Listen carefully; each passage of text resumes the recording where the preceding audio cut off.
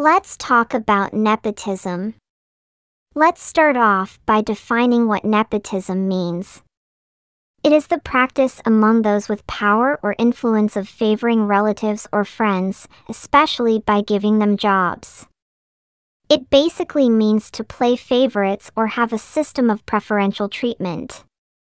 Through this we can understand that anyone with connections and reach that an average person would not have, or anyone that had a boost in the early time period of their career due to their connection, can be defined as a nepotism baby. Now, before you all bring out your pitchforks, hear me out. I don't think nepotism in itself is a bad thing.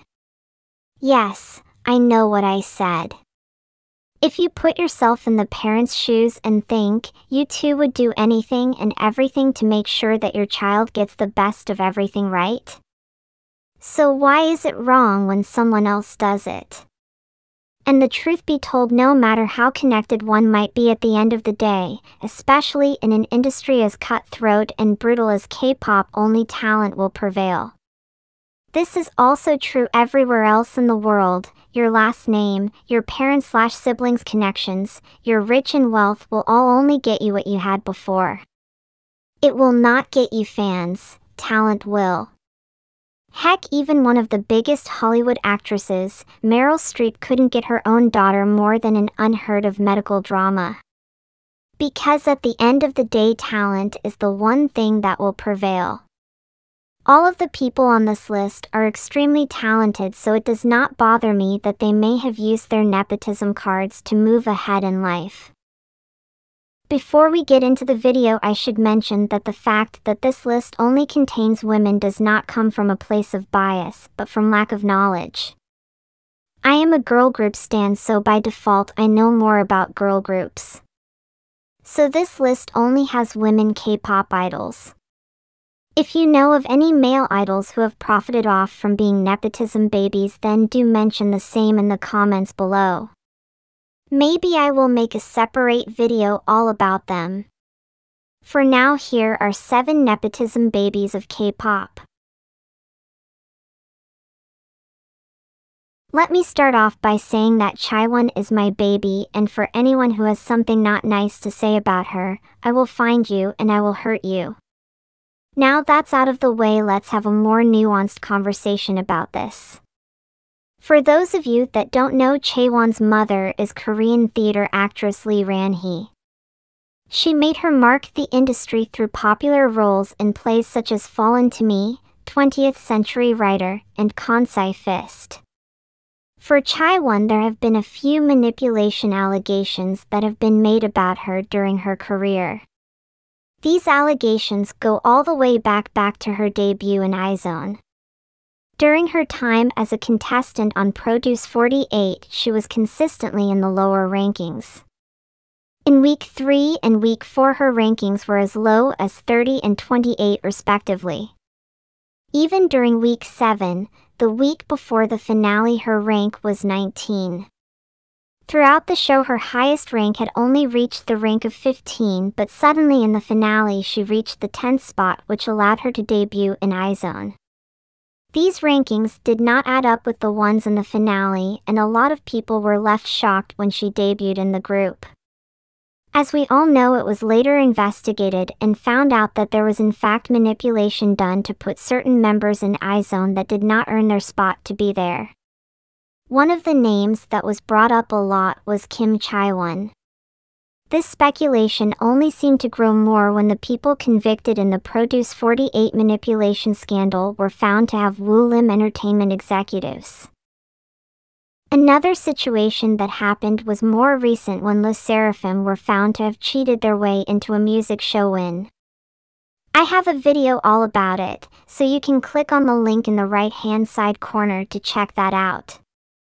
With all of this, you have to question who benefits the most. Yes, both Woo-lim and Hype benefit from these manipulations, but Chaewon does the most. I don't see why companies would manipulate things like this when they already have other success factors to fall back on, but parents would manipulate their child's way forward. Now there has been no confirmation that her mother was involved in the Produce 48 scandal, but the two do seem fishy when put together. And how she went from Woolim to Hybe is also very suspicious. Chaiwon was a popular member but nowhere near as popular as Sakura or any of the other members. If Hybe was making a group with EXIZONE members, they would have chosen someone more popular than her. Maybe her mother had something to do with this too. The way the K-pop industry works, we will never know if anyone helped manipulate the path for Chaiwon to be where she is right now. But being the daughter of a theater actress has given her access to training that an average person did not have, resources and connections too. So by all definitions of the word, she is a nepotism baby. But honestly speaking, I don't care if she did manipulate her way to where she is right now. I really don't. She is as talented as they get. With her amazing vocals, killer dance moves and phenomenal stage presence, she is the most deserving person on this list. Survival shows never pick the most talented people, they always pick the prettiest and the most charismatic ones. If it was all left to produce 48 voters, we would have never got lovelyz fame leader Chaiwon. She would have been in some random Woolim entertainment group and I never would have had the opportunity to see this top-tier idol, so I am in full support of her using her nepotism to make her way in this industry, because she's that good. Another Mnet survival show contestant, Hyuning byeeee, is the younger sister of TXT member Hyuning Kai.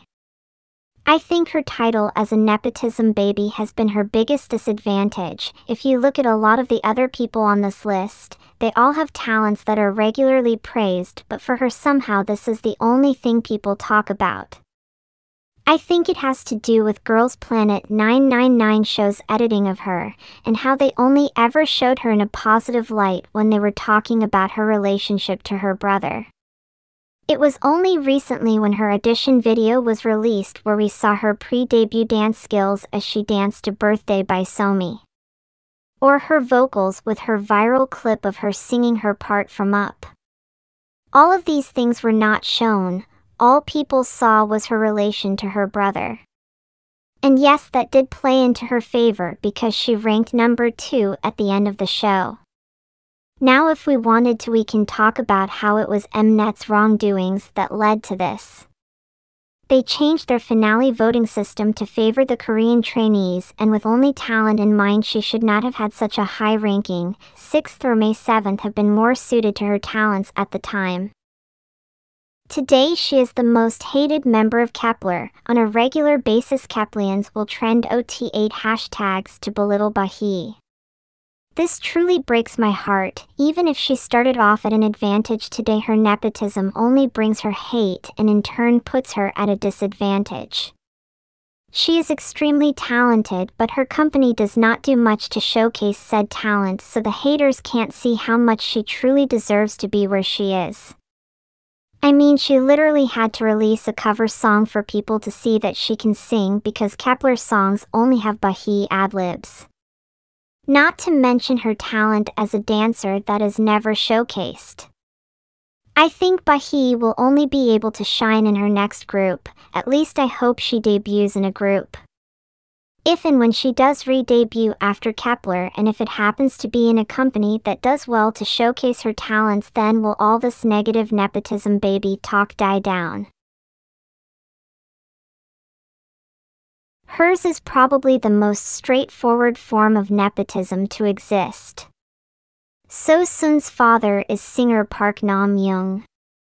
He was a very popular singer and actor in the 80s and 90s in Korea. He made a name for himself by popularizing the L dance craze of the 80s. He had such an impact on the industry that many people call him the Michael Jackson of Korea. Like most nepotism babies, she started her career as an actress. She's done multiple dramas and movies.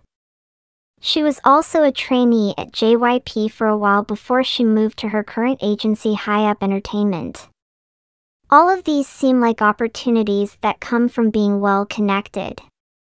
Being an actress and then debuting in a group, being a trainee at JYP. But eventually she had to make her own path in this industry, and she does so with Stacy.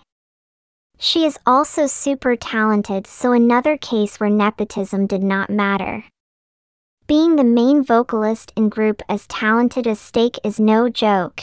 She may have benefited from learning from a father who has had a career in this industry and also could have benefited from his connections. Also, her father did a variety show recently where he said that previously he was known for his works. Today everyone knows him as Sun's father. The video is absolutely adorable. He even danced to one of her songs. It's super cute, so you should all check it out. Probably the only person on this list I don't think deserves the success that she has. I just don't think she has anything to offer as an idol, and her success is purely bought. In fact, her being in aespa is actually their biggest disadvantage yet. So let's go through this from the beginning. There are multiple stories about her being an heiress, her parents being stockholders in SM, her being connected to the president of South Korea through her aunt who is a very famous Korean journalist, and the most recent one about another aunt who was Lee Soo-man's girlfriend. None of these have ever been confirmed, and I don't expect them to be either. Here is what we do know. We know that Giselle attended one of the most expensive schools in Tokyo. To be able to attend the school meant that her family was extremely rich, and that means that they are well connected. Other factors that play into this are Giselle's lack of talent, lack of charisma, lack of stage presence. The only thing she brings to aespa is scandals. So this makes you wonder why she would be allowed to stay in the group after 2 racism scandals and 1 lazy dancing scandals. Especially when we know how strict SM is about the image of their groups. I mean, Lucas has been put on what seems like a permanent hiatus for something that he didn't even do, but Giselle makes how many mistakes a day and still gets to be an idol? It just seems fishy that they would debut her in the first place. Also, because we had seen so many talented and frankly better looking idols than her not make it to aespa. I don't know, the way things work around her just seems like she's been put in the group because someone paid for it, not because she has any talents to offer. So with that, she is officially the worst nepotism baby in K-pop. Another unconfirmed nepotism baby. What makes people think that Leah is a nepotism baby is the fact that she attended one of the most prestigious English-speaking schools in Korea. I mean, the school's annual tuition alone is $50,000. This paired with the fact that a lot of people, especially during her debut days, did not see Leah worthy of being an itzy, led to the conclusion that she was a nepotism baby. Again, having rich parents means having connected parents, and those connections would for sure have helped her land her spot at JYP, but she is extremely talented, so it's the good kind of nepotism. I know she is not the best dancer or performer in itzy, but she does one thing much better than all of her group mates, and that's sing. She is a very talented vocalist, so she adds that to the group. She is also the most fluent in English, so she helps draw an international fanbase to the group. Leah deserves her spot in itzy, and even for the scandals that she brings, she helps fix them. Recently there was a colorism comment that she made, and when a fan confronted her about it, the magnanimity and compassion that she brought to that conversation was just wow. Some people on this list could really benefit from learning about apologizing for their racially insensitive remarks like Leah did. I made a video about that. The link is on the top right corner so you can check it out. Basically, Leah falls under the good kind of nepotism. Okay, so she basically confirmed it to all of us that she is nepotism baby herself. So while doing an interview with CNN Philippines, she was asked about how she became a K-pop idol, and she said that her father had a friend who was connected to someone at MLD Entertainment where they were looking for a member of Filipino descent, and they picked her. Okay, now it does sound like she was put in the group because of her father's connections, but what most people don't know about her is that she had a very successful career as an actress in her home country. This truly helped her establish herself on her own, and that's why she was selected to be a part of lovelyz. She attracts a huge foreign fan base for the group. She also has stunning visuals that help her promote her group. But all of this aside, she is also an extremely talented dancer and singer, so her talents outweigh the way she reached to her success. So another good case of nepotism, I guess. The most infamous case of nepotism is Sunny. She is SM Entertainment's CEO Lee Soo-man's niece.